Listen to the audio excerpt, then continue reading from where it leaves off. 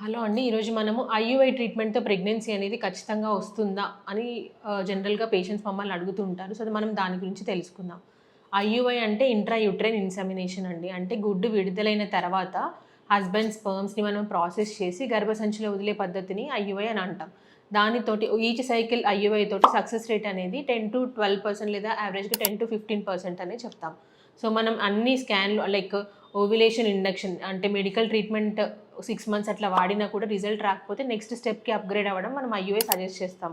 So, process అంతా నీట్‌గా వెళ్ళినా కూడా మనం అంటే కణాలని గర్భసంచి లోపల వదిలినా కూడా ప్రాసెస్ స్మూత్‌గా అయినా కూడా దాని సక్సెస్ రేట్ వచ్చేసి 10-15% మాత్రమే ఇస్తాము. సో, ఖచ్చితంగా ప్రెగ్నెన్సీ వస్తుందా అంటే మనం ఓన్లీ యావరేజ్‌గా 10-15% సక్సెస్ రేటే చెప్తాం.